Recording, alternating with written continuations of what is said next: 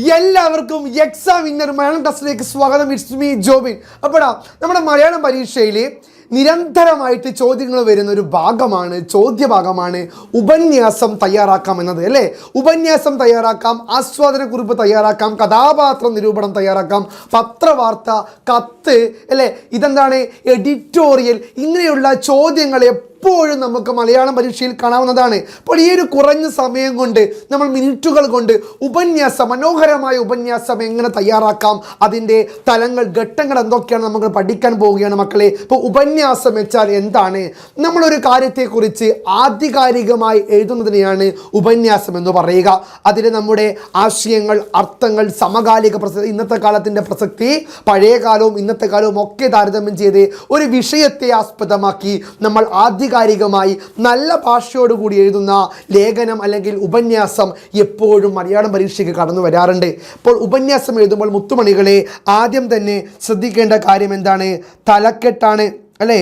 തലക്കെട്ട് അത്രമാത്രം ഇമ്പോർട്ടൻ്റ് ആയ കാര്യമാണ്. ഉപന്യാസത്തിൽ തലക്കെട്ടിന് വളരെയധികം പ്രാധാന്യമുണ്ട്. ഒന്നാമത്തെ തലക്കെട്ട്, നിങ്ങൾക്കൊരു വിഷയം കിട്ടിയാൽ, അതായത് സ്ത്രീകൾ നേരിടുന്ന വെല്ലുവിളി എന്നൊരു വിഷയമാണെങ്കിൽ നമുക്ക് എന്തൊക്കെ തലക്കെട്ട് കൊടുക്കാൻ പറ്റുക അല്ലെ? സ്ത്രീകൾ നേരിടുന്ന വെല്ലുവിളിയാണെങ്കിൽ ഒരു തീ അല്ലെ, ഒരു തീ എന്ന് കൊടുക്കാം, ഒരു തീ എന്ന് കൊടുക്കാം അല്ലേ. അത് തലക്കെട്ടാണ്. മുന്നോട്ട് ഒരു തലക്കെട്ട് കൊടുക്കാം. അത്തരത്തിൽ പ്രകൃതി ചൂഷണത്തിനെതിരായുള്ള എന്ന വിഷയത്തിൽ ഉപന്യാസം തയ്യാറാക്കുക.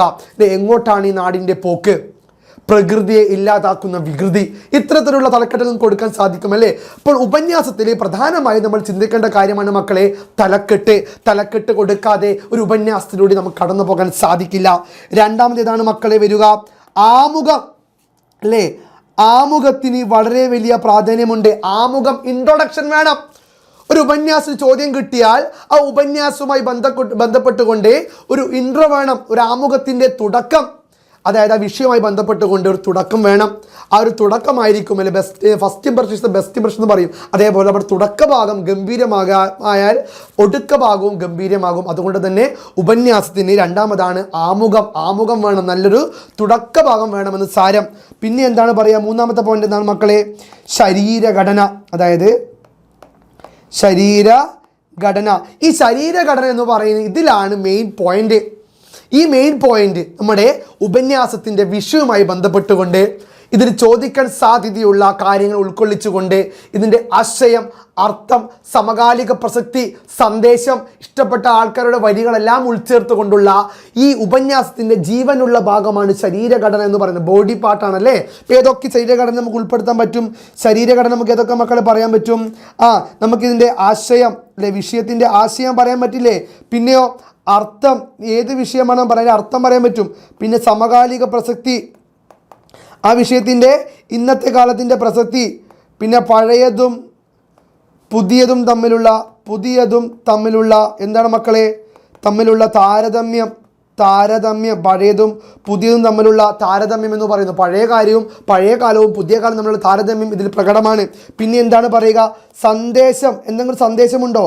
അത് ഉൾക്കൊള്ളിച്ച് വേണം എഴുതാൻ. പിന്നെയോ ഇഷ്ടപ്പെട്ട ആൾക്കാരുടെ വരികൾ വേണം, കോട്സ് വേണം അല്ലേ. ഗാന്ധിജിയുടെയോ അംബേദ്കറുടെയോ നെഹ്റുവിൻ്റെയോ വിൻസ്റ്റൺ ചർച്ചിലിൻ്റെയോ ആരുടെയും ആയിക്കോട്ടെ, കവികളുടെയോ എഴുത്തുകാരുടെയോ എന്തുമായിക്കോട്ടെ, വിഷയത്തിന് അനുസൃതമായിട്ട് വരികൾ, കവിതാ വരികളോ അല്ലെങ്കിൽ സിനിമ പാട്ടുകളോ, പ്രിയപ്പെട്ട അല്ലെങ്കിൽ പ്രശസ്തരായ വ്യക്തികളുടെ വചനങ്ങൾ എന്തുമായിക്കോട്ടെ, ആ ഒരു കോട്ട് എഴുതിയാൽ, ഒരു ഇൻവേർട്ടഡ് കോമയിൽ ആ ഒരു കോട്ടൊക്കെ എഴുതിയാൽ നല്ല മാർക്ക് കിട്ടാൻ സാധ്യതയുണ്ട്.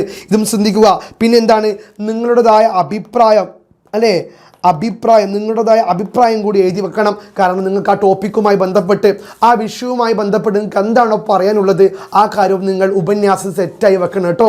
ഏതിൽ? നമ്മുടെ ശരീരഘടനയിൽ. പിന്നെന്താണ്? ഇവിടെയാണ് നമ്മുടെ ഉപന്യാസത്തിൻ്റെ യഥാർത്ഥമായ മർമ്മമായ ഭാഗം. പിന്നെന്താണ് മക്കളെ? പാരഗ്രാഫ് അല്ലേ. പാരഗ്രാഫ് എന്ന് പറഞ്ഞാൽ എന്താണ് മക്കളെ? ഗണ്ണിക തിരിച്ചെഴുതണം.